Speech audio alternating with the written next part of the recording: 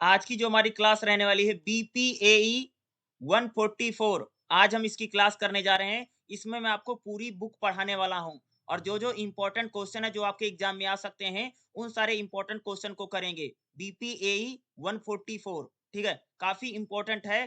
Public administration third year या जो owners वाले बच्चे रहेंगे पब्लिक एडमिनिस्ट्रेशन उनके लिए रहने वाला है। सामाजिक नीति और प्रशासन ये हमारी बुक का नाम रहेगा। ठीक है, इसमें जितने चैप्टर हैं मैं सारे के सारे चैप्टर आपको पढ़ाने वाला हूं। तो देखिएगा हमारा जो पहला चैप्टर रखिएगा, चैप्टर नंबर फर्स्ट क्या देखिएगा, सामाजिक नीति, अवधारणा, विशेषता, उद्देश्य, लक्ष्य और सिद्धांत बताओ।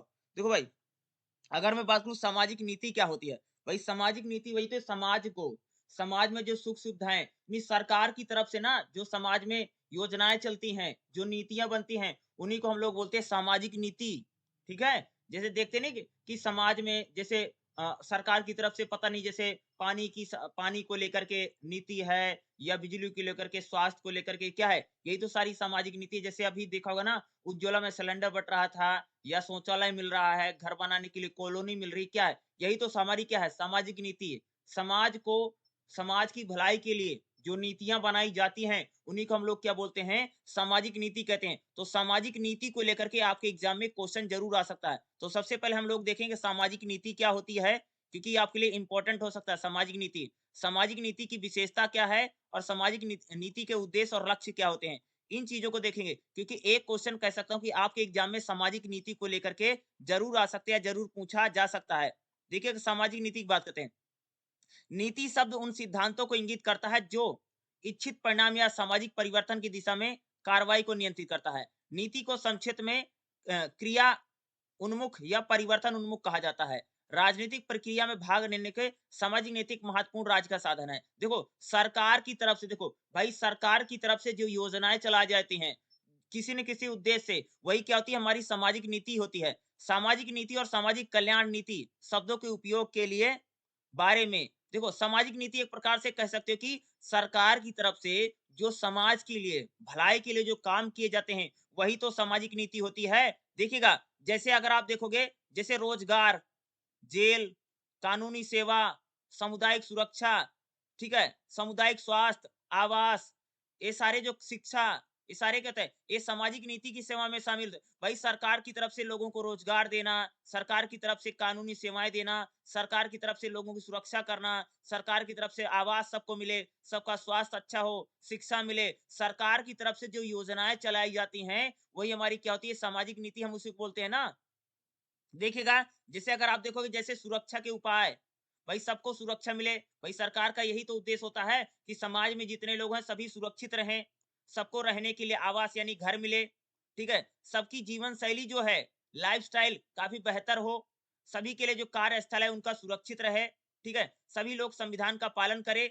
यानी सरकार की तरफ से जो कल्याणकारी योजनाएं चली जाती है, यानी कल्याणकारी राज्य सामाजिक नीति का एक समान विकास हुआ है। देखो सरकार की तरफ से जो योजना नहीं चलती है, जैसे उज्ज्वला योजना में सबको सिलेंडर मिल रहा था, देखा था तुम लोगों ने, सिलेंडर मिलता है, ठीक है भाई, जैसे गैस मिलती है, मुफ्त में मिल रही है सरकार की तरफ से लोगों की भलाई के लिए। अभी देखो 5 किलो राशन मिलता है, क्या है, सामाजिक नीति है। सरकार की तरफ से या राज्य की तरफ से लोगों की भलाई के लिए जो योजनाएं चली जाती हैं उन्हीं को हम लोग क्या कहते हैं, सामाजिक नीति कहते हैं। देखिएगा, उदाहरण के लिए भारत में स्वतंत्रता के पूर्व चरण के दौरान सभी लोगों के लिए समान व्यवहार में कमी ने हमारे संविधान के संस्थापन में एक शासन का ढांचा बनाया जो धर्म, स्थान, धर्म, जाति, लिंग, विकलांगता, व्यवसाय आदि के बावजूद सभी लोगों के कल्याण के लिए काम करते। देखो हमारे यहाँ की जो सरकार होती ना, वह सभी की भलाई के लिए क्या करती है, काम करती है।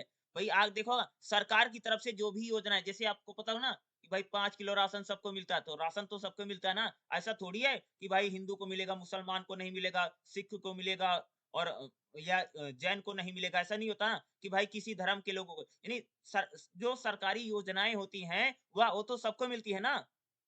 और सबको यानी क्या सरकारी योजनाएं क्यों चलाई जाए, ताकि समाज में जो भी व्यक्ति हैं उनका कल्याण किया जा सके या उनकी भलाई के लिए जो योजनाएं चली जाते हैं उन्हीं को हम लोग क्या बोलते हैं, सामाजिक नीति कहते हैं। भारत सरकार ने विकलांग व्यक्तियों के अधिकार अधिनियम 2016 को अधिनियम किया है, जिसमें सभी विकलांग व्यक्तियों को सम्मान और न्याय के साथ व्यवहार कर हो सके। ठीक है? तो यानी सरकार जो है, वह लोगों की भलाई के लिए जो काम करती है, उनके आत्मसम्मान को लेकर के या उनके साथ व्यवहार अच्छा हो या लोगों का लाइफ़स्टाइल या जीवन बेहतर हो, सबको शिक्षा मिले, सबको स्वास्थ्य मिले, सबको रोज़गार मिले, सबका जो जीवन है, लाइफ़स्टाइल है, वो ज़्यादा बेहतर हो। इसी को हम लोग क्या कहते हैं, सामाजिक नीति। यानी सरकार की तरफ से किसी उद्देश्य को प्राप्त करने के लिए समाज में जो नियम कानून लाए जाते हैं, उनको हम सामाजिक नीति कह सकते हैं। ठीक है? सरकार की तरफ से जो नियम कानून है, वही तो भाई हमारा क्या यानी कल्याणकारी जो नीतियाँ होती हैं, देखते कल्याणकारी नीति का देखो होगा जैसे दिल्ली में फ्री पानी, बिजली मिल रहा है, सब क्या है? ये सारा सामाजिक नीति है भाई मेरे, ठीक है? यही तो कल्याणकारी योजना है, यही जो कल्याणकारी नीतियाँ होती हैं, वही हमारी क्या सामाजिक जैसे स्वास्थ्य देखभाल, निरक्षरता, लिंग, जातिवाद, बुजुर्गों के साथ दुर्व्यवहार, इन सभी चीज़ों को बुराइयों को हमें क्या करना है? दूर करना है। सरकार यानी लोगों की भलाई के लिए जब सरकार नियम बनाती है और कानून बनाती है और उनको आगे बढ़ाने का प्रयास करती है, यही तो सामाजिक नीति है, ठीक है?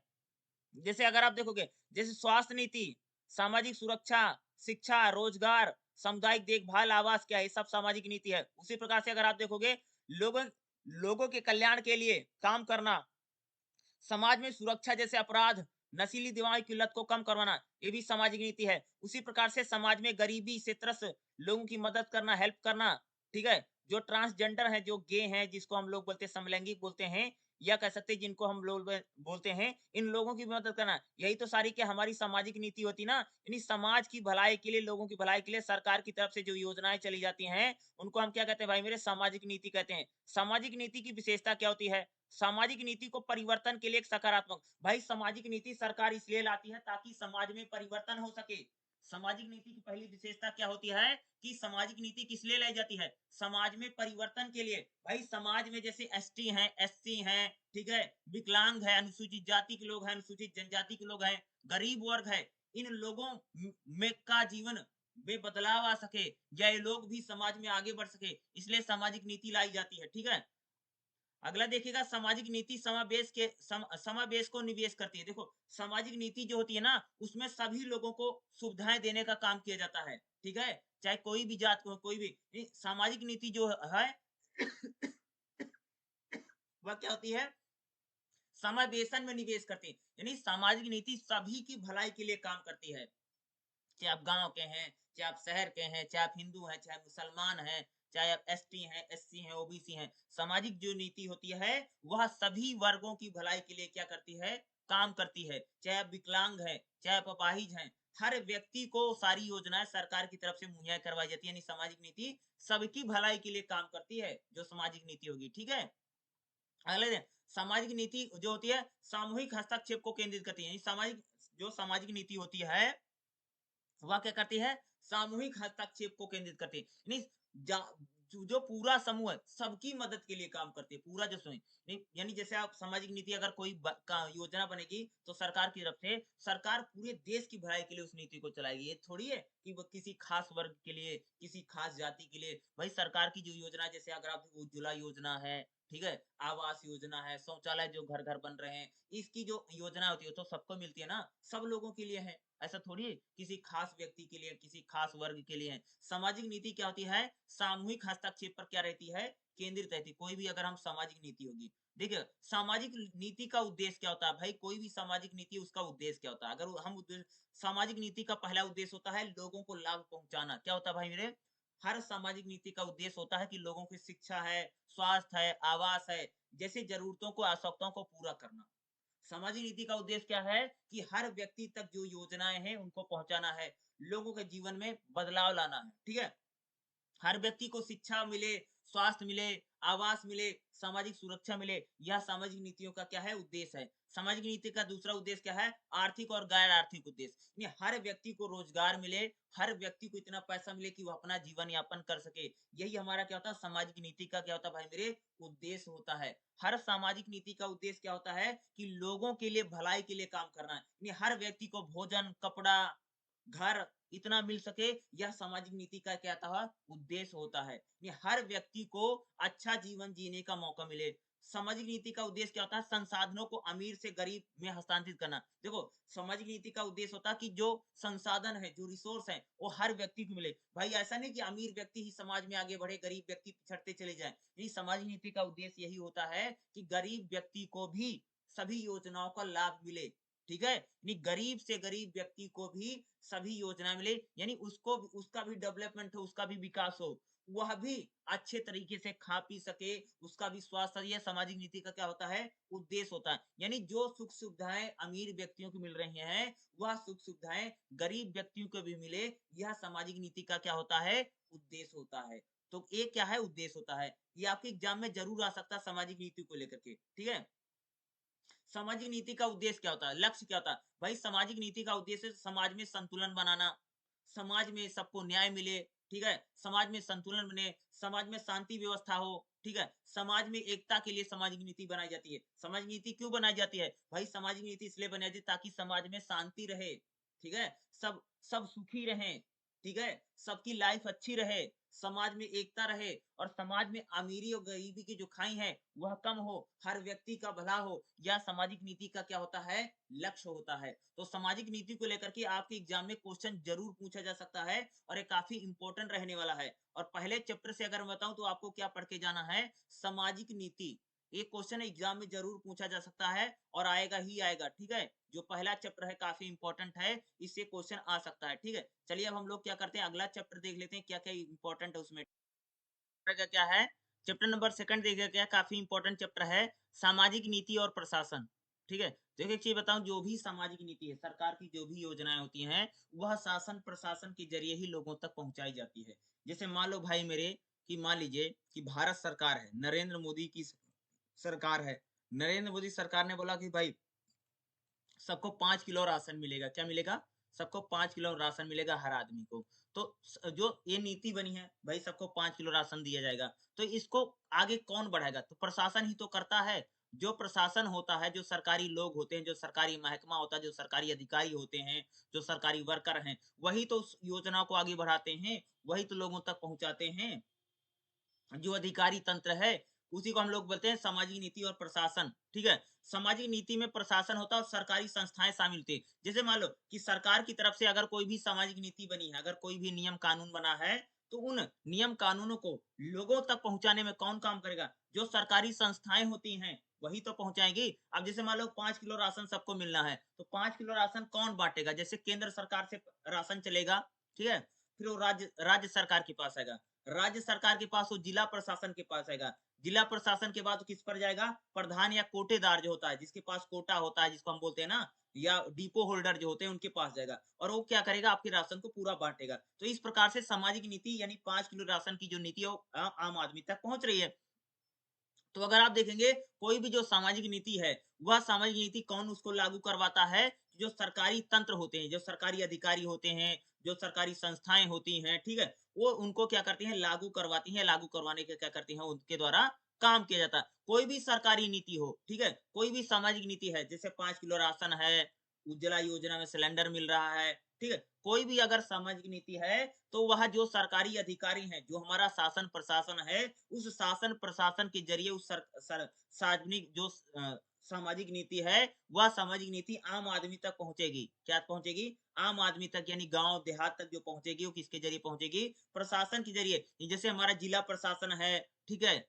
और जैसे हमारा राज्य का प्रशासन है, ठीक है? जैसे हमारा ब्लॉक ब्लॉक प्रशासन है, इस प्रशासन के जरिए ही तो आपकी कोई भी, जैसे भाई समाज की जैसे सामाजिक नीति है कि पुल बनना है, तो पुल कौन बनाएगा? भाई सरकारी संस्थाएं बनाएगी ना, शासन प्रशासन के लोग मिलकर के पुल का निर्माण करेंगे ना। जैसे सामाजिक नीति बन गई है, ठीक है, कि लोगों को बिजली पानी फ्री देना है, तो बिजली पानी फ्री कौन देने में काम करेगा? कौन काम करेगा? इसको सरकारी जो संस्थाएं होंगी, सरकारी जो अधिकारी होंगे, यानी सामाजिक नीति को नीचे तक पहुंचाने में किन लोगों की भूमिका होती है? जो हमारा शासन प्रशासन होता है, जो अधिकारी लोग होते हैं, ठीक है? जैसे जिला प्रशासन है, या राज्य का प्रशासन है, या ब्लॉक स्तर पर लोग हैं, जो सरकारी अधिकारी हैं, आईएएस हैं, आईपीएस हैं, यही तो जो सार्वजनिक नीति है, वही तो लोगों तक अंदर नीचे तक पहुंचाते हैं। तो कोई भी सार्वजनिक नीति आम लोगों तक कैसे पहुंच रही है? तो आम जो लोग होंगे, वही तो उसको क्या करेंगे? बिल्कुल नीचे तक पहुंचाएंगे, ठीक है? ये इंपॉर्टेंट हो सकता है इसमें जो इंपॉर्टेंट क्वेश्चन, एक बहुत इंपॉर्टेंट क्वेश्चन है भाई,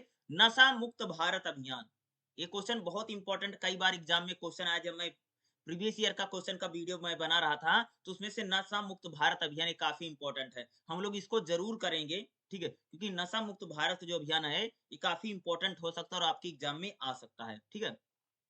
देखिए, देख रहे हो, जैसे जो देखो, सामाजिक नीति में प्रशासन कौन कौन शामिल था। जैसे सामाजिक नीति में अगर आप देखो ना, सामाजिक न्याय अधिकारिता मंत्रालय जो होता है, जो भी सामाजिक नीति है वह लोगों तक पहुंचाने में कौन काम करता है, सामाजिक न्याय और अधिकारिता मंत्रालय, ये मंत्रालय मिनिस्ट्री होती है, काम करता है। दूसरा अगर आप देखो, सामाजिक न्याय और अधिकारिता विभाग जो होता है, यह सामाजिक नीति को आगे बढ़ाने में काम करता है, ठीक है। सामाजिक नीति में कह सकते हो कि कुछ आयोग हैं, जैसे राष्ट्रीय अनुसूचित आयोग है, या राष्ट्रीय पिछड़ा आयोग है, ठीक है, ये संस्थाएं हैं। या राष्ट्रीय सफाई कर्मी आयोग है, ठीक है। या अगर आप देखो, राष्ट्रीय अनुसूचित जाति अनुसूचित जनजाति आयोग, घुमंतू जनजाति आयोग है, ठीक है। या अगर आप देखो, ये सारी जो होता है, राष्ट्रीय सामाजिक रक्षा संस्थान है। तो सामाजिक नीति को लोगों तक पहुंचाने में कौन करते हैं, ये आयोग काम करते हैं। जैसे कुछ निगम है, राष्ट्रीय अनुसूचित जनजाति वित्त और विकास निगम आयोग है, यानी जो सरकारी योजनाएं होगी, जो सामाजिक नीति है, लोगों तक पहुंचाने में सरकार, ये जो संस्थाएं होती हैं, या संस्थाएं क्या करती है, उसमें काम करती है, ठीक है। नशा मुक्त वाला काफी इंपॉर्टेंट, उसको हम लोग जरूर देखेंगे, क्योंकि वो क्वेश्चन आने की संभावना बहुत ज्यादा रहती है। भाई, सामाजिक नीति को लोगों तक पहुंचाने में इस जो संस्थाएं होती हैं, ये काम करती है। देखिएगा, नशा मुक्त भारत अभियान देखिएगा, नशीली दवाओं की लत एक कठिन चुनौती रूप में उभरने के साथ साथ विशेष रूप से युवाओं के बीच सामाजिक न्याय और अधिकारिता मंत्रालय नशीली दवाओं मुक्त भारत के लिए एक दृष्टिकोण लेकर के आया। देखो, आज सब लोग कितना भैया नशा करता है ना, कितना सारा ड्रग्स ले रहा है, शराब पी रहा है, शराब का सेवन, जो नशा है उसको लेकर के अगर आप देखोगे, जो सामाजिक न्याय अधिकारिता मंत्रालय है, वह नशीली दवाओं से मुक्त हो, भारत में जो नशीली दवाएं हैं, वह लोग, ये जो युवा है, वह उससे छुटकारा पाए, इसके लिए खास तौर से अभियान चलाया जा रहा है। जैसा कि सामाजिक नीति की विशेषता में से एक समाज में सकारात्मक बदलाव लाना। सामाजिक नीति का उद्देश्य क्या होता है भाई, समाज में बदलाव लाना, वो भी सकारात्मक। नशा मुक्त भारत अभियान जो है, यह 15 अगस्त 2020 को शुरू किया गया। कब किया गया है, नशा मुक्त भारत अभियान जो है, यह 15 अगस्त 2020 को शुरू किया गया है, ताकि मादक द्रव्य के सेवन से मुद्दा का सामना किया जा सके, दुरुपयोग दुरुपयोग से पीड़ित लोगों में सकारात्मक प्रभाव, यानी जो नशा किया जा रहा है, इस नशे को कम करने के लिए कह सकते हो कि भारत सरकार के जरिए, यह कह सकते हैं कि सामाजिक न्याय और अधिकारिता जो मंत्रालय, उसने नशा मुक्त, ठीक है, यानी मुक्त, यानी नशा मुक्त भारत अभियान की शुरुआत की है, ठीक है।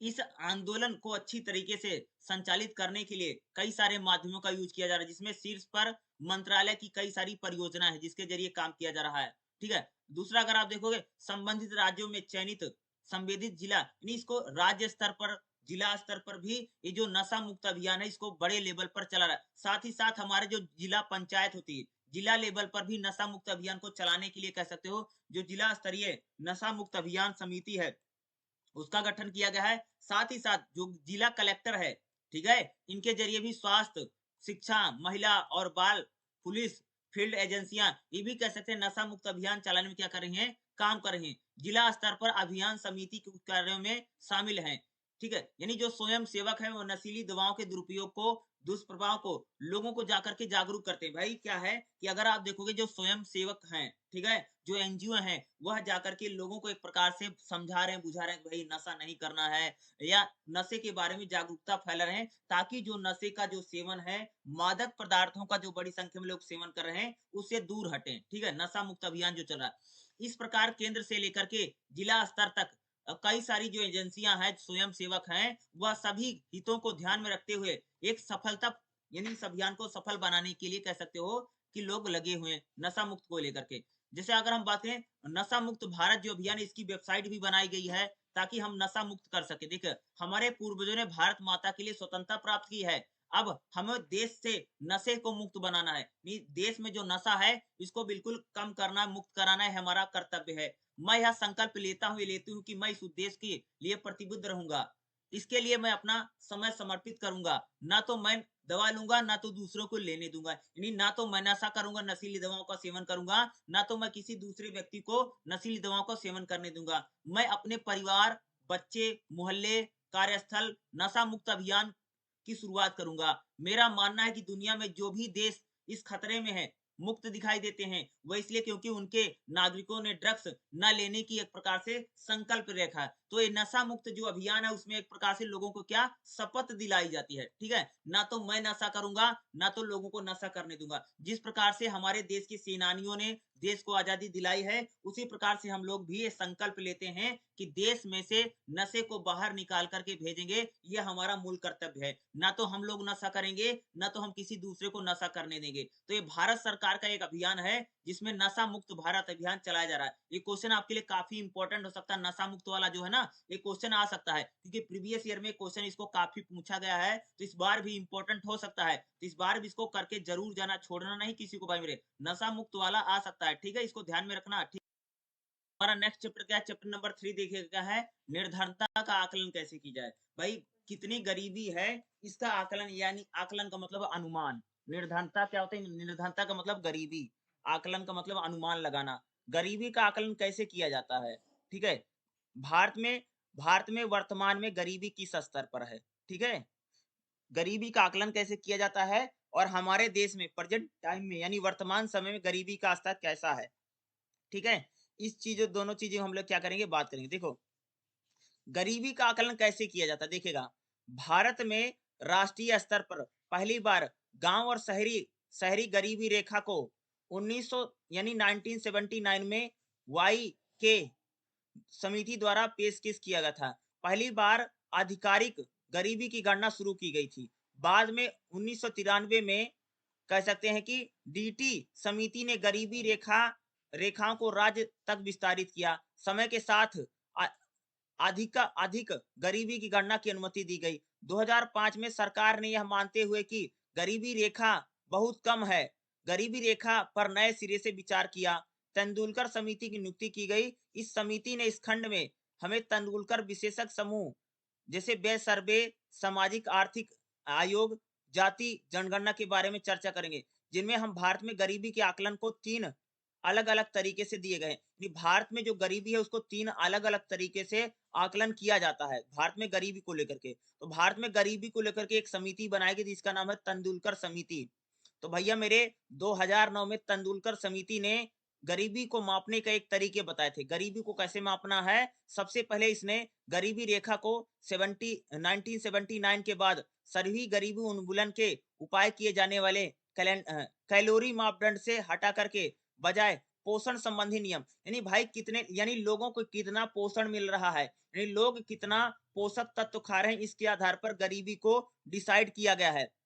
दूसरा क्या है? गांव और शहर शहर में गरीबी रेखा के लिए 2 अलग-अलग, ठीक है, पीएलबी, ठीक है, की बजाय ग्रामीण और शहरी भारत में एक समान अखिल भारतीय शहरी बीपीएल की सिफारिश की गई है। तीसरा क्या है? इसने मिश्रित संदर्भ में अवधि में अनुमान के आधार पर सिफारिश की, जैसा कि इसमें हम देखते हैं, यानी गरीबी का अनुमान जो लगाए, अनुमान के आधार पर गरीबी को बताया जाएगा, ठीक है? गरीबी का आकलन करते हुए स्वास्थ्य और शिक्षा पर निजी खर्च को शामिल करने की सिफारिश की गई है। भोजन, शिक्षा, स्वास्थ्य, गरीबी को किस आधार पर मापेंगे भैया? भोजन, स्वास्थ्य और शिक्षा के आधार पर क्या होगा? गरीबी का आकलन किया जाएगा, गरीबी को मापा जाएगा। यानी किस व्यक्ति के, यानी हम लोग कितना व्यय कर रहे हैं उसके आधार पर क्या है? गरीबी का आकलन किया जाता है। किसके आधार पर? गरीबी का आकलन, यानी आप कितना व्यय करते हैं, यानी आप कितना खर्च कर रहे हैं। कोई व्यक्ति कितना खर्च करता है, इस आधार पे गरीबी का क्या होगा? आकलन किया जाएगा, ठीक है? ठीक है। उपभोक्ता व्यय सर्वे, देखो गरीबी का आकलन किस आधार पे किया जाता है कि हम लोग कितना खा रहे हैं, कितना पी रहे हैं, यानी कितना व्यय किया जा रहा है। देखो भाई, गरीबी का जो आकलन है ना, वो हम लोग कितना खा रहे हैं, कितना पी रहे हैं, यानी व्यक्ति जो है वह कितना व्यय कर रहा है। गरीबी का आकलन रोजगार के आधार पर नहीं बल्कि व्यय के आधार पर, यानी लोग कितना खा रहे हैं, पी रहे हैं, या लोग कितना उपभोग कर रहे हैं, यानी खपत के अनुसार। गरीबी के जो आकलन है भारत में किस पर किया जाता है? खपत के अनुसार, कि कितना लोग खा रहे हैं, पी रहे हैं, या कितना लोग यूज कर रहे हैं, उसके आधार पर गरीबी का आकलन किया जाएगा। भारत में गरीबी का जो आकलन है वह स्वरोजगार के आधार पर नहीं किया जाएगा। अधिकांश गरीबी आकलन समिति ने प्रस्ताव किया है कि प्रति व्यक्ति उपभोक्ता व्यय या घरेलू खर्च में भारत में गरीबी का आकलन के लिए सही है। बहुत सारी समितियां कहती है कि हम कोई व्यक्ति कितना कमा रहा है, इस आधार पे गरीबी को डिसाइड कर सकते हैं, या कोई व्यक्ति कितना खर्च कर रहा है, इस आधार पे भी गरीबी का आकलन किया जा सकता है। ठीक है, गरीबी की व्यापकता का अनुमान तत्कालीन योजना आयोग द्वारा राष्ट्रीय प्रतिदर्शा द्वारा किए गए घरेलू उपभोक्ता व्यय पर बड़े नमूने सर्वेक्षण पर लाए गए हैं। राष्ट्रीय सर्वेक्षण नमूना द्वारा पंचवर्षीय आधार पर घरेलू उपभोक्ता व्यय पर बड़े नमूने, यानी गरीबी का जो आकलन किस आधार पे करेंगे, यानी लोग कितना व्यय कर रहे हैं, लोग कितना खर्च कर रहे हैं। ठीक है, लोग कितना चीजों को खा रहे हैं पी रहे हैं, इस आधार पे गरीबी का आकलन किया जाएगा। ठीक है, देखिएगा, गरीबी का आकलन किस आधार पे किया जाएगा, लोग कितना व्यय कर रहे हैं, लोगों की आय कितना है, एक व्यक्ति की एक महीने में कितना आमदनी करता है, इस आधार पे क्या होगा, भारत में गरीबी का आकलन किया जाएगा। किस आधार पे भैया, कि भारत में कोई व्यक्ति कितना कमा नहीं रहा, इस आधार पे नहीं, यानी कोई व्यक्ति कितना खर्च कर रहा है या कितनी सुख सुविधाओं को भोगने के लिए वह पैसा व्यय करता है, इस आधार पे गरीबी का आकलन किया जाएगा। देखिएगा, भारत में गरीबी का स्तर क्या है। ठीक है, भारत में गरीबी कितना है, अगर आप देखोगे ग्लोबल, अगर ग्लोबली बात करें, यानी पूरी दुनिया में अगर आप देखो, भारत में गरीबी सांख्यिकी 2021 में, भारत में अगर आप देखो 2021 में गरीबी का आकलन किया गया था। भारत सबसे तेजी से बढ़ने वाली अर्थव्यवस्था है। अंतरराष्ट्रीय मुद्रा कोष आईएमएफ के अनुसार 11.5% विकास की दर से भारत जो है 2021 में सबसे तेजी से बढ़ने वाली अर्थव्यवस्था बनने जा रहा है। 11-12 में गरीबी का अंतिम आंकड़ा आया था। देखो, गरीबी की जो आंकड़े हैं वो भारत सरकार अब जारी नहीं करती है। 2011-12 में गरीबी के आंकड़े आए थे, उस समय कह सकते हैं 21.92% जारी किया गया था, यानी 21% क्या थी, गरीबी थी। अगर आप देखोगे तो 11-12 में कितनी गरीबी थी, 21% गरीबी बताई गई थी। ठीक है, उसके बाद आधिकारिक तौर पर कोई आंकड़ा नहीं है। जब से नरेंद्र मोदी की सरकार यह है, वह गरीबी के आंकड़े क्या है, जारी नहीं करती है। ठीक है, गरीबी की जो आंकड़े हैं वह 2011-12 में ही जारी किए गए थे। अब इस देश में कितना गरीब आदमी है ये बिल्कुल भी पता नहीं है। ठीक है, अंतिम गरीबी की जो आंकड़े हैं वह जारी किए गए थे। देखो, कह सकते 21.92 की तेंदुलकर गरीबी रेखा को आधारित गरीबी की रेखा के रूप में उल्लेख किया गया है। नहीं, कह सकते गरीबी की जो आंकड़े हैं वह 2011-12 में आए थे, उसके बाद से सरकार ने गरीबी के आंकड़े नहीं जारी किए हैं। यह जानना दिलचस्प है कि बहुआयामी गरीबी सूचकांक 2019 में भारत की गरीबी रेखा को 21.2 प्रतिवर्ष मापा गया, जो कि विश्व बैंक में $1.90 की अत्यधिक गरीबी रेखा पर आधारित है। ठीक है, 2020 की शुरुआत में अचानक आए कोरोना वायरस के प्रकोप ने भारत में कई लोगों को गरीबी में धकेल दिया। देखो, कोरोना के समय पर कह सकते कि जो आदमी अमीर था वह भी गरीब बन गया, या कह सकते कि बड़ी संख्या में लोग गरीबी रेखा में चले गए। क्या बोलोगे कि कोरोना काल में अगर आप देखो, कोरोना वायरस एक ऐसी महामारी थी, अचानक से कह सकते भारत की बड़ी संख्या में लोग जो थे वह गरीबी रेखा में उन पे धकेल दिया।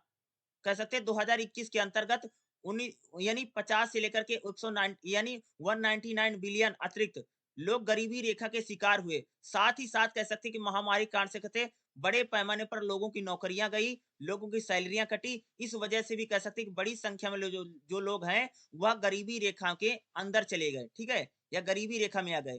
ठीक है, वर्तमान में देखिएगा, वर्तमान में भारत में गरीबी के आंकड़े बताते हैं कि 2021 में कुल अगर आप देखोगे तो कम से कम ये अगर आंकड़े हैं, यानी लगभग 6% से अत्यधिक लोग गरीबी में जी रहे हैं। अगर आप देखोगे, नहीं, जो गरीबी है वह काफी संख्या में बढ़ रही है। ठीक है, अगर आप देखोगे तो 44 करोड़ पुरुष और 52 करोड़ महिलाएं ये क्या है, गरीबी रेखा में आ रही हैं। ठीक है, पुरुषों की तुलना में महिलाएं अधिक प्रभावित होती हैं। साथ ही साथ 0 से लेकर के 19 आयु वर्ग के अत्यधिक गरीबी से प्रभावित है, यानी 0 से लेकर के 19 साल तक का जो व्यक्ति है वो सबसे ज्यादा गरीब है। इससे युवा कुपोषण, अशिक्षा की ओर आगे बढ़ रहे हैं। अगर भारत में जो गरीबी है वह कह सकते हैं कि पहले की अपेक्षा बड़ी संख्या में बढ़ रही है। अगर आप देखेंगे तो गरीबी काफी बड़ी संख्या में हमको यहाँ पर दिखाई देती है। देखिएगा, ग्रामीण कल्याण योजनाओं पर भारत सरकार का खर्च राष्ट्रीय गरीबी को कम करने के पैमाने पर मदद कर रहा है। 2030 तक सरकार का लक्ष्य है कि हर जगह सभी लोगों के लिए अत्यधिक गरीबी का उन्मूलन करना। वर्तमान में इसका मापन $1.2 कम है। तो अगर आप देखोगे तो जो गरीबी है वह भारत में काफी बड़ी संख्या में बढ़ रही है, और खास तौर से जब कोरोना आया है और कोरोना ने क्या बड़ी संख्या में लोगों को गरीब बना दिया, या जो लोग गरीबी रेखा से ऊपर उठ गए थे वह दोबारा से कह सकते गरीबी रेखा में चले जाते हैं। ठीक है, महिलाओं में हमें ज्यादा गरीबी दिखाई देती है। दूसरा क्या रहेगा कि 0 से लेकर के 19 साल, 19 साल तक के जो व्यक्ति हैं उनमें ज्यादा गरीबी दिखाई देती है। दूसरा कह सकते हैं कि युवाओं में सबसे ज्यादा गरीबी है और युवा इसके साथ कुपोषण और शिक्षा की ओर भी गरीबी का कह सकते हो कि आगे बढ़ रहे हैं। ठीक है, प्रेजेंट टाइम में देखोगे कोरोना की वजह से गरीबी ज्यादा है और गरीबी के जो आंकड़े हैं वह 2011 और 12 में आए थे। 11-12 के बाद कह सकते हैं कि सरकार की तरफ से गरीबी के जो आंकड़े हैं वह जारी नहीं किए गए हैं। ठीक है, तो ये जैसे पूछेगा भारत में मौजूदा में गरीबी की स्थिति क्या है, तो उसमें यही बताना पड़ेगा। ठीक है, कि पहले गरीबी की स्थिति ठीक-ठाक थी, लेकिन कोरोना जब से आया, कोरोना ने क्या किया कि बड़ी संख्या में लोगों को गरीबी रेखा में ले जाने का काम किया, या लोगों की नौकरियां गई, या लोगों की कह सकते हैं सैलरी कम हुई। इस वजह से बड़ी संख्या में लोग गरीबी रेखा में गए। ठीक है, चैप्टर नंबर 3 में यही रहेगा, गरीबी को लेकर के या असमानता को लेकर के क्वेश्चन जरूर आ सकता है। ठीक है, इसको करके जरूर जाना। ठीक है, इसको देख लीजिए। देखिएगा चैप्टर नंबर 4 क्या है, खाद्य सुरक्षा। ठीक है, फूड सिक्योरिटी इसको बोला जाता है। और खाद्य सुरक्षा जो है यह 2013 में आया था। क्या है, राष्ट्रीय खाद्य सुरक्षा अधिनियम 2013। ये इंपॉर्टेंट हो सकता है। यह खाद्य सुरक्षा की क्या क्या विशेषताएं हैं, भैया सबको खाने पीने के लिए मिले, एक खाद्य सुरक्षा बताती है। ठीक है, हर व्यक्ति को, यानी फूड सिक्योरिटी को लेकर के बात 2013 में बाकायदा कानून बना था संसद में ला करके, यानी जिसे हम क्या बोलते हैं, भोजन का अधिकार। क्या कहेगा, भोजन का अधिकार अधिनियम बताता है कि हर व्यक्ति को कम से कम खाना जरूर मिले, या भोजन के यानी कोई व्यक्ति भूखा ना रहे, या कोई भी व्यक्ति भूख से ना मरे। यह खाद्य सुरक्षा यानी भोजन के अधिकार इसी चीज को क्या करता है, बताता है। ठीक है, हर व्यक्ति तक खाने की पहुंच कह सकते हो। देखो, राष्ट्रीय खाद्य सुरक्षा अधिनियम 2013 काफी इंपॉर्टेंट, इसको देखिएगा।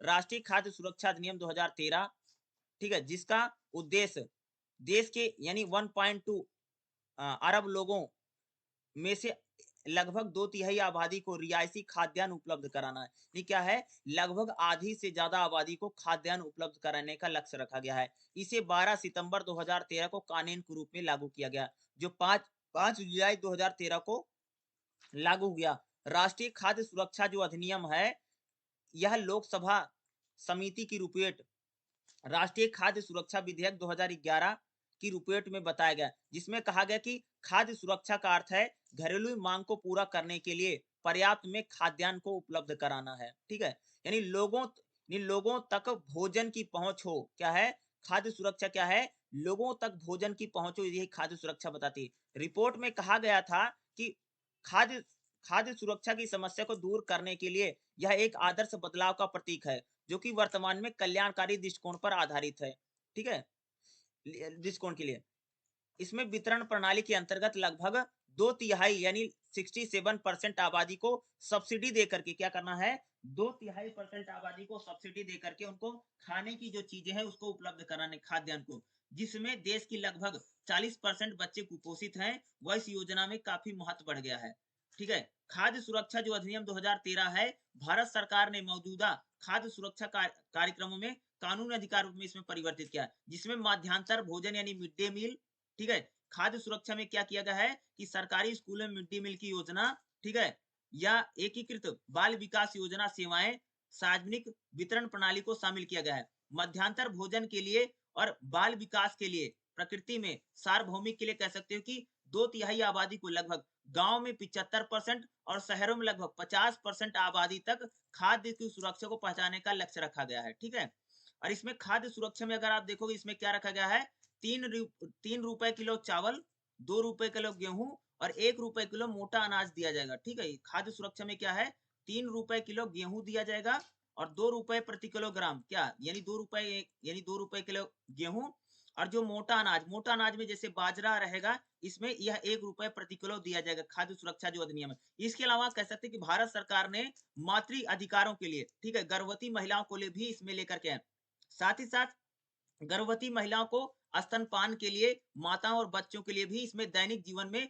मुफ्त आहार देने के लिए लक्ष्य रखा गया। तो खाद्य सुरक्षा जो अधिनियम है ये काफी इंपॉर्टेंट है, ये जरूर आ सकता है, इसमें काफी इंपॉर्टेंट है, यही एक क्वेश्चन है जो आता है। और दूसरा जो खाद्य सुरक्षा क्या है, देखो क्या है कि जिस प्रकार से हमको स्वतंत्रता का या समानता का या बाकी अधिकार दिए हैं, उसी प्रकार से भारत सरकार ने 2013 में कह सकते इसको खाद्य सुरक्षा, ये हर व्यक्ति तक खाने का अधिकार यानी सबको भोजन मिले, किसी भी व्यक्ति की मृत्यु या एक प्रकार से भूखमरी से ना हो। भूखमरी की जो रेटिंग है या जो संख्या है उसको कम करने के लिए खाद्य सुरक्षा अधिनियम को लगा। इसमें लक्ष्य रखा गया था, अगर आप देखोगे गांव में लगभग 80% आबादी और शहर में लगभग 64 या 65% आबादी जो है कह सकते हो कि वह खाद्य तक उसकी पहुंच गए। और कह सकते हैं प्रेजेंट टाइम में अगर आप देखोगे तो प्रति व्यक्ति 5 किलोग्राम वस्तुओं का समान पात्रता होगी, ठीक है, जिसे आद्योन्तय अन्न योजना के रूप में मिल रहा। अभी प्रेजेंट टाइम में अगर बात करो तो भारत सरकार की तरफ से हर व्यक्ति को 5 किलो राशन दिया जा रहा है, इसी योजना के तहत दिया जा रहा है, ठीक है। क्या होगा, हर व्यक्ति यानी परिवार में जितने लोग हों उनके क्या दिया जाएगा, एक व्यक्ति पर 5 किलो राशन दिया जाएगा। इसको क्या बोला जाता है, आद्यंतय अन्न योजना, ठीक है। यानी परिवार में सबसे गरीब है और वर्तमान में प्रति परिवार माह में 35 किलोग्राम के हकदार होंगे। मौजूदा परिवार में कह सकते हैं आप 35 किलो प्रति ग्राम में से देखो पहले क्या था कि जो 2013 की योजना थी इसमें क्या था 35 किलो मिलता था, ठीक है। लेकिन अब क्या कर दिया गया है कि एक परिवार को यानी एक परिवार में जितने लोग हो उस आधार पे क्या मिलेगा, 5 किलो राशन मिलेगा। ये अब क्या इसमें बदलाव किया गया है, ज्यादातर कवरेज किया जाएगा। गांव में अगर आप देखेंगे तो 75% और शहरों में 50% रूप से कह सकते इसको कवर किया गया है। इस योजना के तहत गांव में लगभग 75% आबादी और शहरों में लगभग 50% आबादी को दिया जाएगा, ठीक है। सब्सिडी के तहत पर ये सारी चीजें मिलेंगी। अगर आप देखेंगे यानी 3 साल की अवधि के लिए चावल, गेहूं, मोटा अनाज जो रहेगा ये सारी चीजें मिलेंगी, ठीक है। परिवारों की पहचान की जाएगी, यानी किस किस को ये चीजें दी जाएंगी, इसको पहचान करके सारा जो खाद्य सुरक्षा जो अधिनियम है उनको दिया जाएगा। दूसरा क्या है, महिलाओं और बच्चों के लिए भी इसमें पोषण की सहायता की गई है, ठीक है। इसमें जैसे गर्भवती महिलाओं के लिए, दूसरा बच्चों के लिए 6 महीने से लेकर के 14 वर्ष की आयु के बच्चों के लिए और गर्भवती महिलाओं के लिए इसमें कह सकते हैं भोजन की हकदार होंगी। और 6 वर्ष तक के कुपोषित बच्चों के लिए भी इसमें कह सकते खाद्य सुरक्षा को रखा गया। मातृ लक्ष्य भी रखा गया, यानी गर्भवती महिलाओं को लिए भी अगर आप देखो प्रेजेंट टाइम में जो योजना जिसमें मिलता है 6,000 रुपए गर्भवती महिलाओं को उनको दिया जाएगा, ठीक है। ये इसी का लक्ष्य खाद्य सुरक्षा अधिनियम का है। महिला सशक्तिकरण की अगर बात करें तो इसमें क्या है, राशन कार्ड के जरिए अगर आप देखेंगे तो घर की सबसे बड़ी महिला को क्या है, राशन कार्ड के जरिए घर की सबसे बड़ी महिला को जिसकी आयु कम से कम 18 वर्ष या उससे अधिक होगी उसको ये सारी योजनाएं मिल सकती हैं, ठीक है। शिकायत के निवारण तंत्र की भी स्थापना की ताकि यहाँ पर कोई शिकायत है उसका भी समाधान किया जा सके। इस योजना में पारदर्शी और जवाबदेही बनाने के लिए भी सरकार काम कर रही है। खाद्य सुरक्षा भत्ता भी दिया जाएगा, ठीक है। दूसरा इसमें दंड का भी प्रावधान किया गया, अगर इसमें किसी प्रकार का भ्रष्टाचार या करप्शन आता है तो उस पर एक प्रकार से अगर आप देखेंगे तो दंड का भी प्रावधान किया गया है, ठीक है, खाद्य सुरक्षा अधिनियम को लेकर के, ठीक है। पोषण मानक आवश्यकता पर 100% और भारत में 20% रहेगा, ठीक है। एक खाद्य सुरक्षा जो अधिनियम है काफी इंपॉर्टेंट है और ये आ सकता है, ठीक है। ये जो आपका चैप्टर नंबर 4 है, ठीक है, इसमें पूछा जा सकता है, ठीक है। चलिए ये तो हो गया, अगला देख लेते हैं अगले में क्या क्या इंपॉर्टेंट है, ठीक है। पर क्या चैप्टर नंबर 5 क्या, शिक्षा, ठीक है, एजुकेशन को लेकर के रहेगा। इसमें खास तौर से राष्ट्रीय शिक्षा नीति जो 2020 में न्यू एजुकेशन पॉलिसी, इसको लेकर के कई बार पूछा जा सकता है क्योंकि ये क्वेश्चन आ चुका है। और दूसरा जो रहेगा इसमें SDG के 4 लक्ष्य क्या है, ये हो सकता है, यानी 2 ही इसमें क्वेश्चन है। अगर आप देखेंगे मूलतः जो 2 ही क्वेश्चन इसमें रखे गए हैं, ठीक है। SDG के 4 लक्ष्य क्या है, देखो वैश्विक स्तर पर SDG के 10 लक्ष्य हैं, यानी वैश्विक स्तर पर जो SDG है उसके 10 लक्ष्य हैं, किसी भी देश में लागू किया जा सकता है। संयुक्त राष्ट्र के अनुसार अंतिम 3 लक्ष्य क्रियान्वयन साधनों पर निर्भर करेंगे। देखो एसडीजी का देखिएगा इसमें 4.1 में देखो 2030 तक सुनिश्चित करना कि सभी लड़कों को मुक्त, समान और उच्च शिक्षा मिले। क्या करना है कि 2030 तक सभी लड़कियों को मुक्त शिक्षा देना है, समान शिक्षा देना है और उच्च शिक्षा देने के लक्ष्य रखे गए हैं, ठीक है। माध्यमिक शिक्षा पूरी कर ली, इससे उपयुक्त 4 लक्ष्य के रूप में रखे गए। दूसरा अगर आप देखो सुनिश्चित करना कि सभी लड़कियों और लड़कों को बचपन से प्रारंभ तक उत्तम विकास, देखभाल और प्राइमरी से लेकर के कह सकते कि प्राइमरी एजुकेशन भी उनको मुक्त मिले। अगला क्या देखो, सभी महिलाओं और पुरुषों के लिए सस्ती और गुणवत्तापूर्ण तकनीकी, व्यावसायिक और तृतीय शिक्षा उनको मिले। 2030 तक ऐसे युवाओं और संख्या में वृद्धि करना है जिनके पास रोजगार, अच्छी नौकरी तथा उनमें उद्यमिता यानी कह सकते कि उनका व्यापार हो और व्यावसायिक सहमितिक यानी उसमें कौशल हो। अगला लक्ष्य जो रखा गया इसमें क्या है, 2030 तक शिक्षा में लड़कियों और लड़कों के बीच विषमता को दूर करना है, ठीक है। नहीं, लड़के और लड़कियों में जो शिक्षा है, जैसे भाई ज्यादा है, लड़के ज्यादा पढ़े लिखे, लड़कियां कम है, तो इसमें जो विषमता है यह दूर कम है, उसको ठीक करना है। विकलांग व्यक्तियों और जो मूल निवासी हैं यानी आदिवासी जिसको हम बोलते हैं, इनके या लाचार जो बच्चे हैं, उनको उन तक भी शिक्षा और व्यावसायिक शिक्षा का पहुंच, व्यावसायिक शिक्षा यानी एक प्रकार से व्यापारिक शिक्षा जिसे हम बोलते हैं, ठीक है। अगला क्या है, यह भी सुनिश्चित करना कि सभी युवा और पुरुष, महिलाएं सहित सभी बड़े अनुपात में साक्षर हों या उनकी गणना सीख लें, ठीक है। यह भी सुनिश्चित करना है कि सभी लोगों में सतत विकास को प्रोत्साहित करना है, आवश्यक ज्ञान और कौशल को प्राप्त करना है, ठीक है। अगला कह सकते 2030 तक ऐसी शिक्षा सुविधाओं को निर्माण करना है जो बच्चों, विकलांगों और जेंडर संवेदी हों, ठीक है। यानी हर व्यक्ति तक, बच्चे हैं, विकलांग हैं, यानी यानी महिला और पुरुष दोनों को ही शिक्षा तक पहुंच हो। 2020 तक दुनिया भर में विकासशील देशों में, खास तौर से सबसे कम विकसित देशों में, छोटे विकासशील देशों में, अफ्रीकी देशों में छात्रवृत्ति की संख्या को दुगुना करना है। इन लोगों यानी बच्चों को क्या करना है, छात्रवृत्ति छात्रवृत्ति की संख्या को बढ़ाना है, जिससे लोगों में शिक्षा का संचार हो, ठीक है। 2030 तक कह सकते हो कि यह भी काम करना है कि विकासशील देशों में, सबसे कम विकसित देशों में, ठीक है, शिक्षक प्रशिक्षण के लिए यानी सहयोग को जुटाना, यानी शिक्षक यानी जो टीचर ट्रेनिंग है, उस पर भी हमें क्या करना है, ध्यान देना है। अगला अगर आप देखेंगे राष्ट्रीय शिक्षा नीति 2020, ठीक है। देखिएगा राष्ट्रीय शिक्षा नीति 2020 जिसको हम एनईपी 2020 बोला जाता है, शिक्षा पर एसडीजी 4 लक्ष्यों को प्रतिबंधित करती है। एसडीजी लक्ष्यों को प्राप्त करने के लिए भारत में एक शिक्षा को इसमें बदलाव किया गया है। देखिएगा जो हमारी राष्ट्रीय शिक्षा नीति है पूरी तरह से बदल दी गई है। इसमें से क्या रखा गया, अगर आप देखेंगे तो इसमें बदलाव किया गया। राष्ट्रीय शिक्षा नीति में अगर आप देखोगे, मुक्त और दूरस्थ शिक्षा को बढ़ावा दिया गया है, यानी ओपन डिस्टेंस लर्निंग को। अगर आप देखेंगे जो राष्ट्रीय शिक्षा नीति, इसमें क्या बढ़ावा दिया गया है कि मुक्त और दूरस्थ शिक्षा। मुक्त और दूरस्थ शिक्षा यही होती है, ओडीएल जिसे हम लोग बोलते हैं, जिस टाइप से इग्नू जैसी यूनिवर्सिटियां पढ़ाती हैं या ओपन में जो यूनिवर्सिटियां चल रही हैं, उनको बढ़ावा देने के लक्ष्य को रखा गया है। दूसरा, व्यवसायिक शिक्षा को अगर आप देखेंगे, जो न्यू एजुकेशन पॉलिसी में व्यवसायिक शिक्षा में ज्यादा से ज्यादा देना है, ठीक है। यानी बच्चों को क्या करना है कि वह कोई न कोई उनमें कौशल हो और वह कोई न कोई व्यवसाय कर सके, व्यवसायिक शिक्षा को बढ़ावा देना है। तीसरा कैसे, प्रौढ़ शिक्षा, यानी जो लोग अनपढ़ हैं उनको भी साक्षरता की तरफ लेकर के जाना है, ठीक है। इसमें प्रौढ़ शिक्षा को लेकर के जो काम किया गया है, इसको जैसे डिजिटल साक्षरता, स्वास्थ्य देखभाल, जागरूकता, बाल विकास या परिवार कल्याण जैसी चीजों को इसमें क्या किया गया है, शामिल किया गया है, ठीक है। तो ये जो न्यू एनईपी 2020 है, राष्ट्रीय शिक्षा नीति 2020 है, इसको लेकर के क्वेश्चन जरूर आ सकता है, ये इंपॉर्टेंट हो सकता है, ठीक है। इसमें जैसे अगर आप देखो, इसमें काफी परिवर्तन किया गया है। इसमें जैसे आप अगर आप देखेंगे तो 5+3+3+3 जो इसमें रखा गया है, इसको जरूर बताना है, ये इंपॉर्टेंट हो सकता है। और राष्ट्रीय शिक्षा नीति 2020 ये आ सकता है, ठीक है।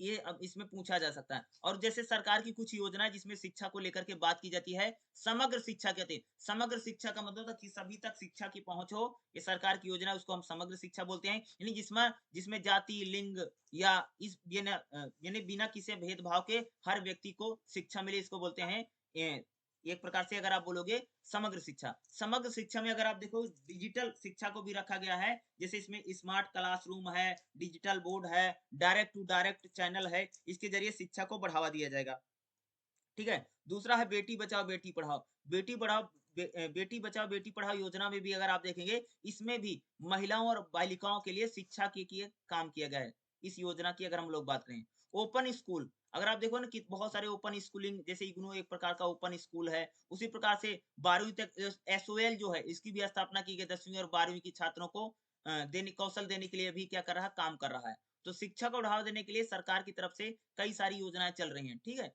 इस शिक्षा को लेकर के सवाल जरूर आपसे पूछा जा सकता है। और दूसरा, विकलांग व्यक्तियों के लिए शिक्षा शिक्षा की जगत में सरकार क्या काम करे, ये भी क्वेश्चन आ सकता है। विकलांगों के लिए अगर आप देखो, 2016 के अनुसार कहा गया है कि सरकार उनको स्थानीय अधिकारियों को यह सुनिश्चित करने की आवश्यकता है कि विकलांग वाले प्रत्येक बच्चों को वातावरण में 18 वर्ष तक मुफ्त शिक्षा प्राप्त किया कर सके, या शिक्षा देने का इनको लक्ष्य रखा गया है, ठीक है। तो ये चैप्टर नंबर जो आपका जो 5वां रहेगा ना, इसमें शिक्षा को लेकर के पूछेगा। और इसमें खास तौर से अगर आप देखेंगे, या तो नई शिक्षा नीति जो है, न्यू एजुकेशन पॉलिसी, इसको लेकर के जरूर क्वेश्चन आ सकता है, ठीक है। इसको जरूर देख लेना, इसमें जो जो अगर कोई क्वेश्चन अगर आ सकता है तो उसमें देख लीजिएगा, ठीक है।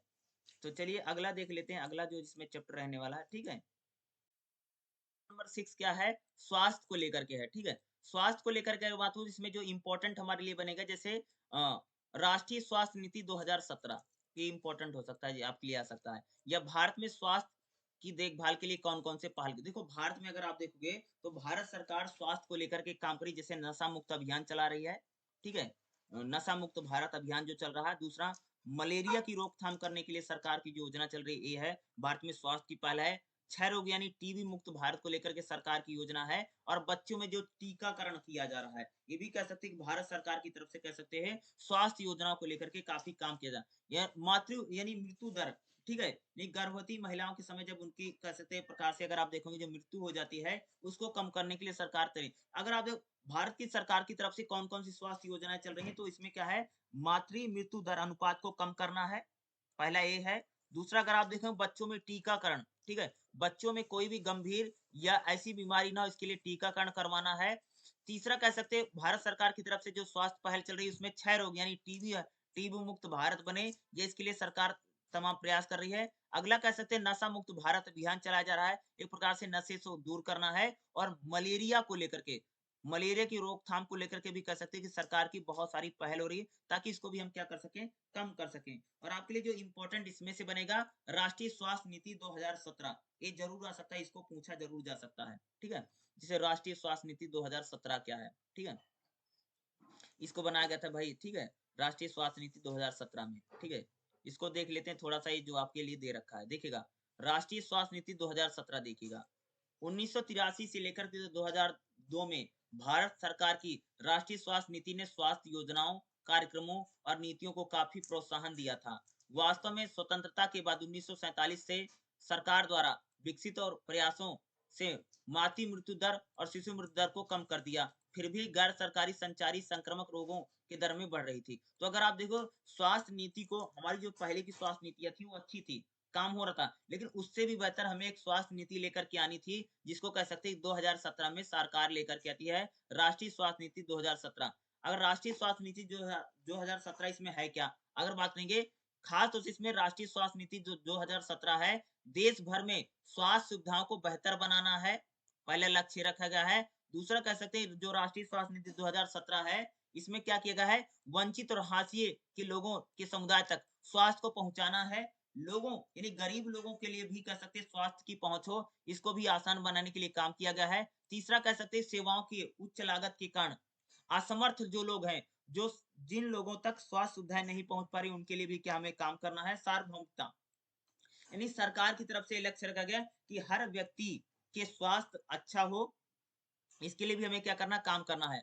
रोगी केंद्र की भी स्थापना की गई है। अगर आप देखोगे, इस नीति में रोगियों के साथ-साथ गरिमापूर्ण और गोपनीय व्यवहार किया जाएगा। स्वास्थ्य सेवाओं में जेंडर संवेदनशीलता को बढ़ावा दिया जाएगा, ठीक है। जवाबदेही, सरकार की तरफ से इसमें जवाबदेही रखेगी, वह स्वास्थ्य यानी हर व्यक्ति तक का जो स्वास्थ्य हो सही हो, और हर व्यक्ति तक स्वास्थ्य की जो सुविधाएं हैं उनकी पहुंच हो, इसको भी हमें क्या करना है, एक प्रकार से जवाबदेह बनाना है। समावेशी भागीदारी, यानी स्वास्थ्य यानी 2017 में जो स्वास्थ्य नीतियां है, इसमें सरकारी गैर सरकारी जो सभी लोगों की एक प्रकार से भागीदारी के साथ, ये सरकार सभी लोगों की भागीदारी से क्या करेगी, हर व्यक्ति के स्वास्थ्य को एक प्रकार से, स्वास्थ्य की जो सुविधाएं उनको, जो सेवाएं उनको पहुंचाने का काम करेंगी, ठीक है। ये जो स्वास्थ्य नीति 2017 है, ठीक है, इसमें खास तौर से अगर स्वास्थ्य नीति 2017 की बात, इसमें जैसे प्रजनन, मातृत्व और बच्चे और किशोरों की देखभाल के लिए लक्ष्य रखा गया है, ठीक है। दूसरा, कह सकते हैं जो राष्ट्रीय स्वास्थ्य नीति 2017 है, अगर इसमें बात करेंगे, तो इसमें रखा गया है कि हर व्यक्ति जो है, हर व्यक्ति का कार्ड बनेगा, और उस कार्ड के जरिए उसको क्या करेगा, उसका इलाज किया जाएगा, ठीक है। 2025 तक सरकार का इरादा है कि सकल घरेलू उत्पाद, ठीक है, को 1.15% से बढ़ा करके 2.5% करना है। 2025 तक उच्च प्राथमिकता वाले जिलों में सामुदायिक स्वास्थ्य केंद्र स्वयं सेवकों की संख्या में बढ़ाने की योजना है। राष्ट्रीय स्वास्थ्य नीति जो है सार्वजनिक स्वास्थ्य प्रणाली को विश्वसनीय, कुशल और रोगी केंद्र, ठीक है, यह प्रभावी बना करके नागरिकों को विश्वास को मजबूत करना है। तो भारत सरकार की तरफ से एक राष्ट्रीय स्वास्थ्य नीति 2017 बनाई गई है, ताकि इन लक्ष्यों को क्या कर सकें, हम लोग प्राप्त कर सकें, ठीक है। ये हर व्यक्ति का जो स्वास्थ्य हो वह बेहतर हो, हर व्यक्ति निरोगी हो, इसके लिए ये राष्ट्रीय स्वास्थ्य नीति को लेकर के लाया गया है, ठीक है। काफी इंपॉर्टेंट है राष्ट्रीय स्वास्थ्य नीति और आपके एग्जाम में जरूर आ सकता है, ठीक है। और दूसरा अलग-अलग जो बीमारियों को लेकर के भारत सरकार क्या काम करे, जैसे क्षय रोग है, मलेरिया है, ठीक है? जिसको हम क्षय रोग यानी टीबी जिसको बोलते हैं, मलेरिया है, ठीक है? डेंगू है, ठीक है? या कह सकते हो कि मातृ जो बच्चा का उसको लेकर के इस प्रकार की बड़ी-बड़ी जो भयंकर बीमारियाँ हैं, उसके बारे में कह सकते हैं सरकार जो भारत सरकार है, वो उसकी तमाम योजनाएँ चलाई रहे हैं, ताकि भारत में स्वास्थ्य को बेहतर बनाया जा सके या भारत में लोगों के स्वास्थ्य को ठीक किया जा सके। तो चैप्टर नंबर 6 ये आपका रहेगा। चैप्टर नंबर 6 भी हमारा इसी के साथ क्या हो गया है, समाप्त हो गया। चलिए हम लोग अगला चैप्टर देख लेते हैं जो इम्पोर्टेंट होगा। क्या चैप्टर नंबर 7 देखिएगा रोजगार। भारत सरकार की तरफ से लोगों के लिए ऐसी कौन-कौन सी नीतियाँ चलाई जा रही हैं जिसमें लोगों को रोजगार दिया जाए। तो खास तौर से अगर आप देखेंगे महात्मा गांधी राष्ट्रीय रोजगार ठीक है, गारंटी योजना जिसको हम लोग मनरेगा बोलते हैं, ये इसको लेकर के एग्जाम में क्वेश्चन ज़रूर पूछा जा सकता है, ठीक है? मनरेगा को लेकर के अगर मैं बात करूँ तो 2 कई बार सवाल पूछे गए हैं, ठीक है? महात्मा गांधी राष्ट्रीय ग्रामीण रोजगार, ठीक है, कार्यक्रम के कौन-कौन से प्रावधान हैं? इसमें खास तौर से 100 दिन का रोजगार दिया जाता है। कितने दिन का भाई मेरे? 100 दिन का रोजगार दिया जाएगा, ठीक है? ग्रामीण गाँव में या शहरी में आबादी में खास तौर से जो ग्रामीण आबादी होगी, उनको 100 दिन का रोजगार मिलेगा। इसमें एक प्रकार से यही काम किया गया है, ठीक है? देखिएगा, रोजगार को लेकर के जो एक प्रकार से काम किया गया है, ठीक है? चलिए इसको देख लेते हैं क्योंकि यही इम्पोर्टेंट है, देखिएगा। महात्मा गांधी राष्ट्रीय ग्रामीण रोजगार गारंटी योजना भी इसको बोलते हैं, मनरेगा बोला जाता है, देखिएगा। राष्ट्रीय स्तर पर ग्राम पंचायतों को दी जाने वाले आवेदन को पंजीकरण की प्रक्रिया से संबंधित है। नहीं, सबसे पहले गांव का आदमी क्या करेगा? आवेदन देगा कि उसको रोजगार चाहिए और सरकार की तरफ से 100 दिन का रोजगार दिया जाएगा, ठीक है? पहले जो था देखो प्रति व्यक्ति प्रति वर्ष प्रत्येक परिवार को 120 दिन का काम देना है। अब 100 दिन के स्थान पर 120 दिन का काम दिया जा रहा है। पहले क्या था? जो मनरेगा थी उसमें 100 दिन का काम दिया जाता था। अब मनरेगा में 120 दिन का काम दिया जाएगा, ठीक है? कितने? 120 दिन का काम दिया जाएगा, ठीक है? यह उसी एक परिवार के विभिन्न प्रौढ़ सदस्यों में भागीदारी की जा सकती है, ठीक है? कानून के अंतर्गत यह स्वीकार किया गया है या यह सूची निश्चित की गई है कि जल संरक्षण, फसल के लिए जल सूखा आस्थानों के लिए काम किया जाएगा। इसमें खास तौर से सिंचाई के कार्यक्रम, ठीक है? भूमि विकास, बाढ़ नियंत्रण, ग्रामीण संबंध, गाँव को जोड़ना, इस प्रकार के कामों को लेकर के इनको क्या रोजगार दिया जाएगा, ठीक है?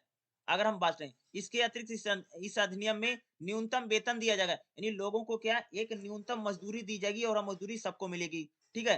और ये जो मनरेगा योजना है, इसमें किसी प्रकार का लिंग भेद नहीं या महिला और पुरुष दोनों को ही रोजगार मिलेगा, ठीक है? इसमें महिला को भी रोजगार मिलेगा और पुरुष को भी रोजगार मिलेगा और यह सभी या कह सकते हैं कि सभी राज्यों में इस योजना को चलाया जाएगा, ठीक है? बेरोजगारी भत्ते का भुगतान भी करना अनिवार्य है। यदि कानून के तहत 15 दिन के अंदर में अगर आपको काम नहीं मिला, भाई अगर आपने पंजीकरण किया कि मुझे मनरेगा में काम चाहिए, अगर 15 दिन के अंदर में अगर आपको काम नहीं मिलता है, तो आपको बेरोजगारी भत्ता देने का भी कह सकते हो कि जो मनरेगा योजना है, इसमें प्रावधान किया गया है। कानून में ग्राम पंचायतों के साथ क्या है? कानून में ग्राम पंचायतों के साथ यह अनुबंध किया गया है कि बैंक खाते में खोलना अनिवार्य है। जो व्यक्ति मनरेगा में काम करेगा, उसका बैंक खाता खोला जाएगा और जो उसका सैलरी होगी यानी उसका जो पैसा होगा, मज़दूरी होगी, वह उसके बैंक के खाते में ही डाला जाएगा, ठीक है? इस काम को खास तौर से मनरेगा में किया गया। पैसा आपको खाते में ही देना पड़ेगा, ठीक है? परिणामों के मूल्यांकन के लिए आंकड़ा का प्रबंधन किया जाएगा, रिकॉर्ड भेजे जाएँगे और फिर ग्राम, प्रखंड और राज्य के स्तर पर इस पैसे को या उसको भेजा जाएगा। रोजगार, जॉब कार्ड, संपत्ति इस आधार पर पंजीकरण किया जाएगा और पंजीकरण के बाद ही मनरेगा में क्या मिलेगा? आपको रोजगार मिलेगा, ठीक है? राज्य सरकार लोगों को रोजगार देने में राज्य सरकार की भूमिका रहेगी, ठीक है? वह लोगों को क्या देगी? रोजगार देने का क्या करेगी? काम करेगी। राज्य रोजगार गारंटी परिषद की स्थापना की जाएगी, जिसके तहत कह सकते हैं लोगों को रोजगार देने का क्या था? काम किया किसमें? मनरेगा में, ठीक है?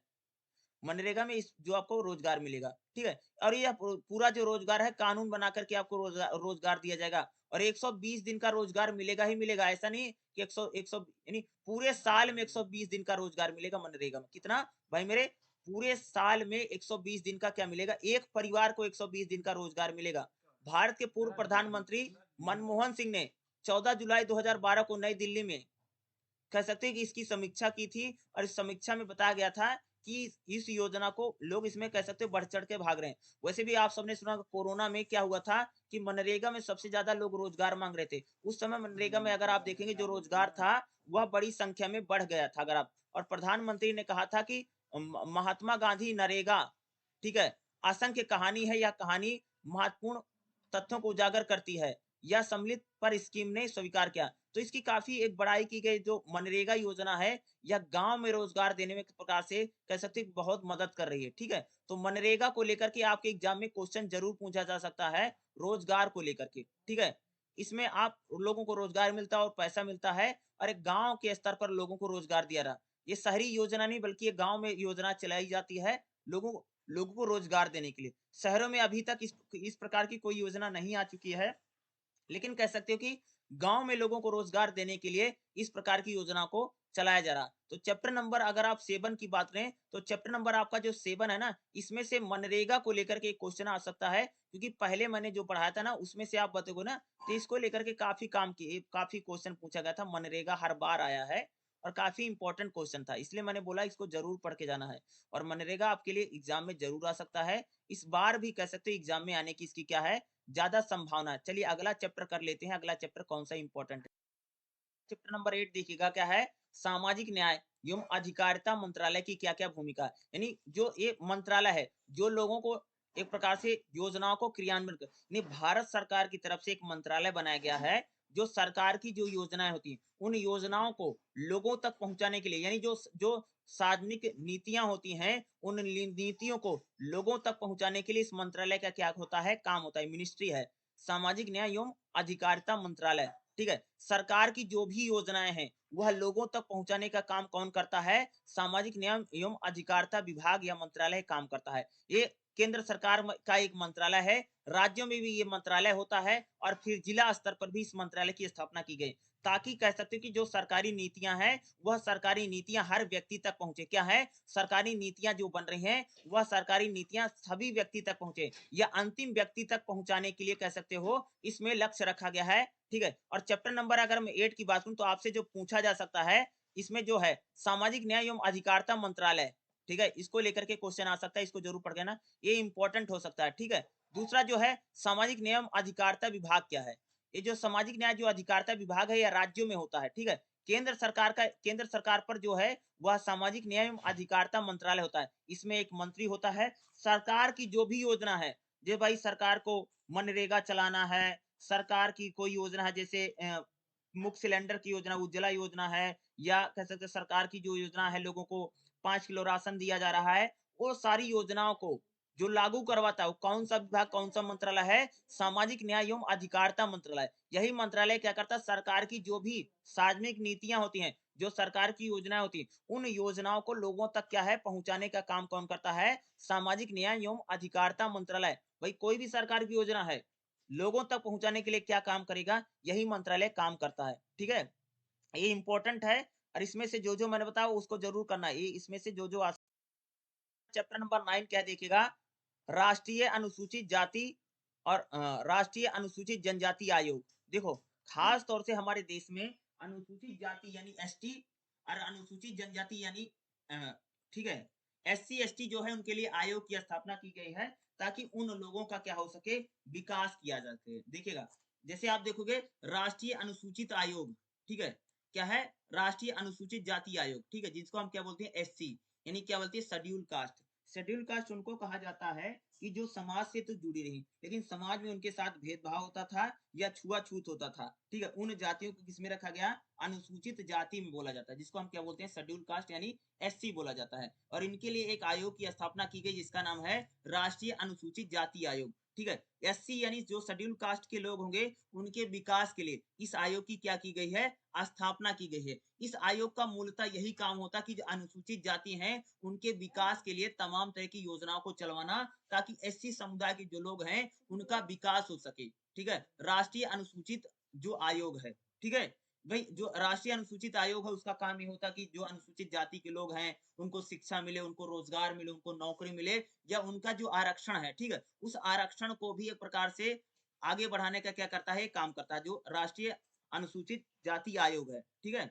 और इसका काम यही होता है कि अनुसूचित जाति के जो लोग हैं, उनके लिए कह सकते हैं उनके विकास के लिए काम करता है, ठीक है? और राष्ट्रीय अनुसूचित जो जाति आयोग है, अगर किसी प्रकार की शिकायत आती है, ठीक है? शेड्यूल कास्ट के लोग अगर किसी प्रकार की शिकायत करते हैं, तो उसका उस समस्याओं का समाधान करने में भी क्या करता है, काम करता है। सरकार की तरफ से कह सकते हैं कि शेड्यूल कास्ट यानी अनुसूचित जाति के लोगों के लिए विकास की योजनाओं को चलाने का कौन काम करता है? राष्ट्रीय अनुसूचित जाति आयोग करता है, ठीक है? अगला जो अगर आप देखेंगे, अगला हमारा क्या है? राष्ट्रीय अनुसूचित जनजाति आयोग।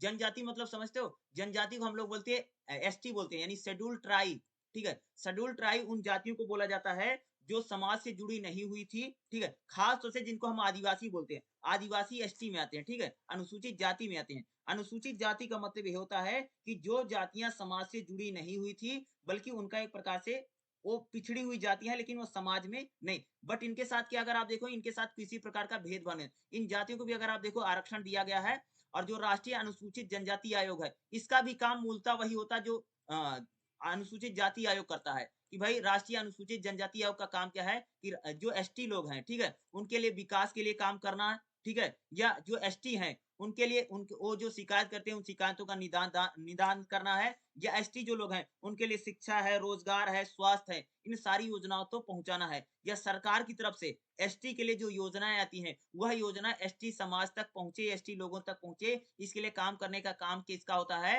राष्ट्रीय अनुसूचित जनजाति जो आयोग है, इसकी जो स्थापना की गई, ये सारा काम करता है। एससी, एसटी को लेकर के आयोग बना है, जो एसटी, एससी के विकास को लेकर के क्या करता है, एक प्रकार से काम करता है। इस आयोग को कई सारी शक्तियाँ दी गई, जो एक सरकारी दोनों में अगर आप देखोगे, इन आयोगों को बहुत सारी शक्तियाँ दी गई। जैसे मान लो एसटी समाज का कोई व्यक्ति है, अगर उसके साथ अन्याय होता है, तो उसको एक प्रकार से कानूनी सहायता या पैसे से भी मदद करने का कि क्या काम करेगा, काम करेगा। उसी प्रकार से जो अनुसूचित जनजाति आयोग है, इसको भी बहुत प्रकार की शक्तियाँ दी गई, जो एसटी समाज के लोग होंगे, उनको आर्थिक रूप से भी ये क्या करेगा, मदद करने का क्या करता है, काम करता है। तो चैप्टर नंबर जो 9 रहेगा, इसमें खास तौर से अगर आप देखें 9.3 जो आपका है, राष्ट्रीय अनुसूचित जाति आयोग, ये इंपॉर्टेंट हो सकता है। और दूसरा जो हमारा रहेगा, राष्ट्रीय अनुसूचित जनजाति आयोग, ये इंपॉर्टेंट हो सकता है चैप्टर नंबर 9 से। और इनको करके जरूर जाना, इसमें से कम कह सकता हूँ, एक क्वेश्चन आपके एग्जाम में आ सकता है। देखिएगा चैप्टर नंबर 10वां क्या है, राष्ट्रीय सामाजिक रक्षा संस्थान, ठीक है? राष्ट्रीय सामाजिक रक्षा संस्थान क्या है कि समाज में सभी वर्गों के लिए सुरक्षा मुहैया करवाने का काम करता है, राष्ट्रीय सामाजिक रक्षा संस्थान करता है। जिसमें खास तौर से अगर आप देखेंगे, वरिष्ठ नागरिक जो है, वरिष्ठ नागरिकों के लिए सामाजिक सुरक्षा करने का क्या काम करता है। तो अगर ये जो राष्ट्रीय सामाजिक रक्षा संस्थान है, ठीक है, हमारा जो समाज है, सोसाइटी है, उसकी रक्षा करने के लिए क्या करता है, काम करता है। यह एक सामाजिक या सरकारी कह सकते हैं, सरकारी संगठन है, जो कि समाज की लोगों की सुरक्षा के लिए, ठीक है? भाई सरकार समाज में लोगों का एक प्रकार से उनकी जो संपत्ति है, जो उनका धन है, वह सुरक्षित रहे। इसके लिए ये क्या करता है, काम करता है। राष्ट्रीय सामाजिक रक्षा संस्थान है, ठीक है? इसमें अगर इम्पोर्टेंट की बात करूँ, तो जैसे वरिष्ठ नागरिक हैं, सामाजिक सुरक्षा इम्पोर्टेंट हो जाएगा। और अगला कह सकते हैं राष्ट्रीय सामाजिक रक्षा संस्थान क्या है? ये इंपॉर्टेंट हो सकता है, जो आपका 10.2 है। तो इसमें यही करके जरूर चले जाना। और इसका सिंपल सा मतलब ये होता है, राष्ट्रीय सामाजिक सुरक्षा रक्षा संस्थान का मतलब यानी समाज में सेफ्टी को लेकर के इस कह सकते हैं संस्थान की स्थापना की गई है, ताकि लोगों की जान माल, ठीक है, लोगों का जीवन और लोगों की जो धन दौलत है, रुपया पैसा है, इसकी भी कह सकते हैं सुरक्षा की जा सके। इसके लिए इसकी क्या की गई है, स्थापना की गई है। अगर हम बात करें, राष्ट्रीय सामाजिक जो रक्षा संस्थान, इसको इसीलिए बनाया गया था, ठीक है? नंबर 11 जो हमारा है, इसमें क्या रहेगा, केंद्रीय समाज कल्याण बोर्ड, ठीक है? केंद्रीय समाज कल्याण बोर्ड ये लोगों की भलाई के लिए भी ये भी काम करता है, ठीक है? केंद्रीय समाज के कल्याण के लिए काम करेगा, ठीक है? यानी समाज में विकास को लेकर के, समाज में जो परिवार है, ठीक है, या समाज में जो पारिवारिक परामर्श देना, इसको भी है, ठीक है? राष्ट्रीय शिशु सदन योजना को चलाना, ठीक है, इसके लिए काम करता है। तो केंद्रीय समाज कल्याण जो बोर्ड है, उसका काम होता है कि समाज के विकास के लिए काम करना, ठीक है? समाज में डेवलपमेंट हो, समाज में विकास हो। समाज में अगर आप देखोगे, चाहे ब्राह्मण हो, क्षत्रिय हो, वैश्य हो, शूद्र हो, किसी प्रकार की जाति हो, धर्म हो, लिंग, इस प्रकार के बिना भेदभाव किए बिना समाज में सभी वर्गों के कल्याण के लिए काम कौन करता है? अगर आप देखेंगे, तो केंद्रीय समाज कल्याण बोर्ड की भी स्थापना की गई है। इसमें से अगर मैं इंपॉर्टेंट की बात करूं, तो राज्य समाज कल्याण बोर्ड, इसकी बात देखो, जो केंद्रीय समाज कल्याण बोर्ड है, वो केंद्र सरकार के लिए काम करता है, ठीक है?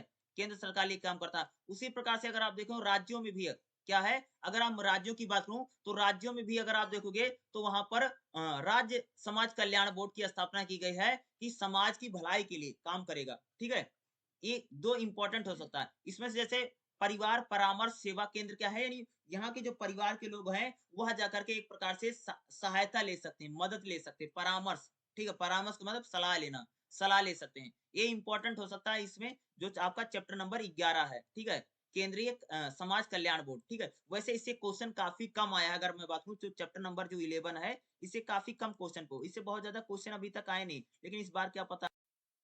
देखिएगा चैप्टर नंबर 12 क्या है। ठीक है, चैप्टर नंबर 12 क्या है, सिविल सोसाइटी की भूमिका।